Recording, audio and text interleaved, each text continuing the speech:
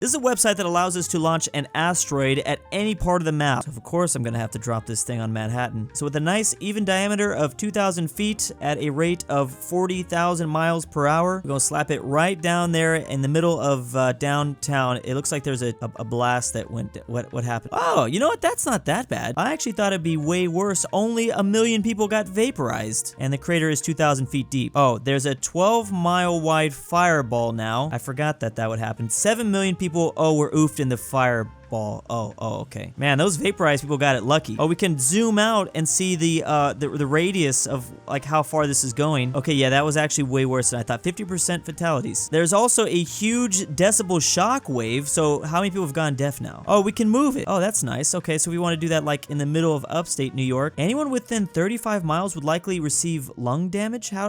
Lung damage from the decibels? That sounds scary. Buildings from 80 miles away would collapse. Also a 7.4 magnitude earthquake. Obviously, I'm gonna make this go as big as possible. Okay, the worst possible asteroid right in the middle of Ohio. Let's just make people's dreams come true. All right, so smack dab in the middle of Ohio. How many people have been vaporized? Only about 1 million. All right. We have a 100-mile wide fireball where 56 million people would be oofed. Oh, and a lot of those would be in Canada as well. 10 million people wouldn't make it just because of the shock wave. And then of course there would be a 9.3 magnitude earthquake. You know what? Considering this is an asteroid that is a mile wide, going at a really fast speed, I thought it doesn't look like it's Earth ending. I mean, you know, so that's nice. Oh, does it matter if it's oh yeah, the material is gonna make a big difference. Oh, this is crazy. Okay, this totally wouldn't matter if a massive asteroid hit the Earth, but the top 10 countries with the largest population but didn't make it to the World Cup. Obviously there's China and India, the only two nations with over 1 billion people in them. China has either not entered or did not qualify for every single World Cup except for in 2002. And in 2002, they basically took 3 losses and then went back home. I don't want to laugh to that. I don't mean to laugh. It's while India, on the other hand, has also not had much luck. They did qualify in 1950, but then withdrew. I think they have a more important World Cup to them that they focus on. Then there's Russia, on the other hand, but they were actually barred from playing in the 2022 World Cup, which is awkward considering they hosted back in 2018. Then we have 3 African nations: Egypt, Ethiopia, and Nigeria, along with Indonesia and the Philippines. All the yellow nations tried, though. They just didn't qualify. The blue countries are the ones that qualified. World Cup ticket sales in Qatar 2022. Unsurprisingly, the US is #1, considering we have over 300 million people, but you would think the gap would be way wider, to be honest. Again, I just think we don't really have a whole lot of fans. And then Saudi Arabia is actually #2 with over 100,000 ticket sales. They're actually close to passing the US up. I mean, it's not like they had to go too far to join this event, though. Kind of still in their own backyard. Then we have the UK in 3rd and Mexico in 4th. I had no idea Mexico was so dedicated. I actually just assumed Brazil would be in that 4th place spot. I mean, their whole country is built off of soccer. How did Argentina outsell Brazil? Wait, is this saying that Qatar sold over 1 million tickets and they just obliterated everyone else? I mean, I know they're the host, but that is a lot. That'd be like 1/3 of the whole country. I mean, that's just supposed to be the total tickets sold at the time of this. The number of ski resorts in North America. Now, I've never been to a ski resort before, but I would assume you kind of need one crucial thing, and that is a mountain, or maybe snow would help too. And considering Colorado has a lot of that, we shouldn't be surprised to see all these bubbles. I am on the other side of things when it comes to New Mexico.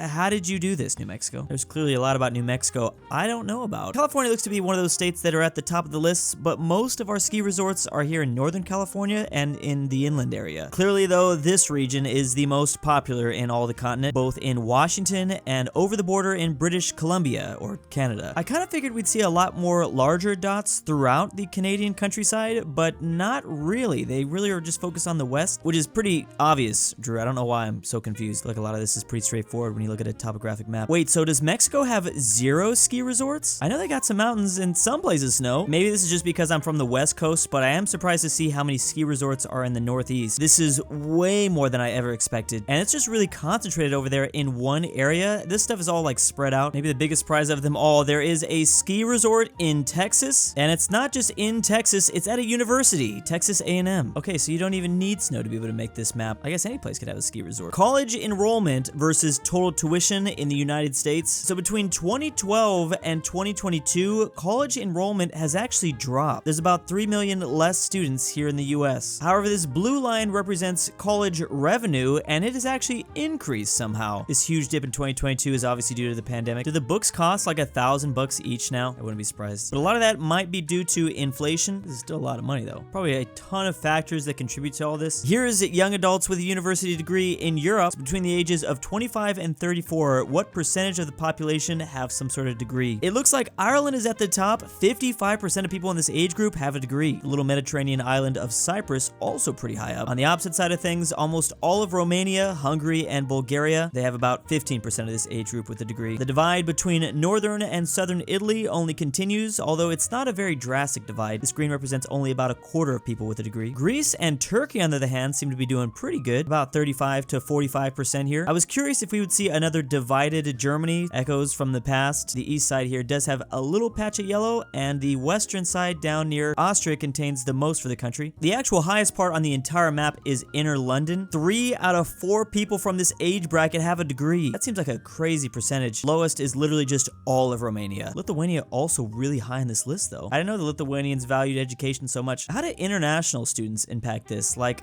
there's nothing that says the people had to have been born in this country. What if you moved there, got your degree? Maybe then it gets more confusing. I don't even know if I got my degree technically. I think I maybe could have gotten one degree, but I never I don't know. The safest and least safest countries to travel to. According to this index, South Africa is number 1. They scored an F in literally every single category except for disaster risk index. We have India, the Dominican Republic, Mexico, and Brazil. US ain't doing much better though, smashing here in 20th place between Argentina and Tunisia. They're only 20 spots away from South Africa, which isn't too shocking. I mean, have you seen this stuff going on in Ohio? Canada's in 29 out of 50, 50 being the number 1 country. I thought Canada would be way higher. The top safest places according to this is Israel, Switzerland, Netherlands, Denmark, and Singapore. I did not expect Singapore, but they got an A+ score in almost every category. I feel like Japan should be way higher on this list. They got an A in everything except for disaster risk. Portion of players not born in the country of their team for the World Cup this year. More than half of Morocco's players were born in another country, then just under 50% born in Senegal and Tunisia. Tunisia actually had most of its players born in France. Qatar and Wales is pretty high. But then the lowest on this list, 0% of players were born outside of the country. Argentina, Brazil, South Korea, and Saudi Arabia. It really makes that win over Argentina from Saudi Arabia even bigger. Like, how did they manage to do that? These places just one step up. Only 4% of players were born outside of the country. Uruguay, Iran, Belgium, is that Costa Rica, Denmark, England, Japan, Mexico, and the Netherlands. USA actually pretty high at 20%. The highest streaming Spotify artist or band from each state. So this is based off lifetime streams. In California, we have Billie Eilish, almost 25 billion streams. Meanwhile, in New York, we have Post Malone with 30 billion. Then there's Travis Scott in Texas with 20 billion. So these were the states the artist was born in? Okay, yeah, that seems to be the case. For some reason, I thought this was like the number 1 artist each state is playing the most. I was like, Nevada, really? What is it, 2007? Portugal, the man is from Alaska. Bruno Mars killing it from Hawaii. And Ariana Grande with 33 billion. That actually makes Billie Eilish even more impressive because she's coming out of California. So many artists have come from there. Gucci Mane from my birth state, and we're not going to talk about this one. Slipknot is from Arkansas. There's a lot of artists here that I have not heard of. I think it's because I'm slowly degrading into a boomer. I can see how Tim here came up with his name. Only 29 million streams. Is that the lowest on the list? That is actually surprisingly low compared to all these others out here. Montana is open for the taking. Biggest artist in Kansas is Kansas. The population difference between Europe and Africa. So back in the year 1900, it would take 3 continents of Africa to equate to Europe. Then in 1964, it only took 2 continents of Africa to equal 1 Europe. In 1993, it was about exactly the same. Only 2 years ago, in 2022, it took 2 Europes to equal 1 Africa, and in about 15 years, we predict 3 Europes to equal 1 Africa, and by about 2050, 4 Europes for 1 Africa. What a crazy change in only the last 150 years. As we've seen multiple times before, those developed countries just have less and less kids as time goes on. The richest sports team owners. I forgot that owners can own 2 different things, New York Knicks and the New York Rangers. And he's at the bottom of the list in 30th spot. It's scary that I've never heard of any of these people before. Arthur, who has both Atlanta Falcons and Atlanta United. Oh, we also have some other league that I don't. That's got to be soccer, right? Is it possible for an owner to own different things around the around the states? It seems like they stick to whatever their city is. This guy's 17th. San Jose Sharks. It's a hockey team from San Jose. I'm surprised Jerry Jones only has the Cowboys. I thought he would buy a lot more by now. Oh, here we go. This guy Stan has the Rams, Colorado Avalanche, and the Denver Nuggets. So these owners aren't always from the U.S. This is around the world. This guy's got a soccer team and a racing team. Those soccer teams bring in a lot of money. Robert Walton is 4th. He's the owner of the Denver Broncos, and the guy ahead of him, all soccer. Second place is actually a cricket owner, the Mumbai Indians, and number 1 is from the LA Clippers. That is probably the last person I expected, really. Just one team and just the Clippers. I mean, I started to feel like the higher up on the list we got, the more international we got, like baseball, soccer, racing. How does this guy have so much money? He must have other business ventures. He's got to. Now I want to see who's the poorest owner. I guess it's the NBA San Antonio Spurs family. It's only 200 million compared to all those billionaires we just saw. Satellite map of South America. We always see Europe or Asia, but never this continent. Always the most forgotten continent. The geography of South America really explains how different each coast is. We have the Brazilian side where people speak Portuguese, and the Chile, Peruvian, Ecuadorian, Venezuelan, Colombian side which speak Spanish. There is literally a massive wall that keeps everything divided. Except for Argentina and Uruguay, Bolivia, you can see physically the different climates over here. Then there's the Amazon and the rainforest. Kind of hard to live right here. This does help explain why everyone lives on the edge of this continent. Also explains why there hasn't been all that many wars that have happened here. Well, except a big one for Paraguay and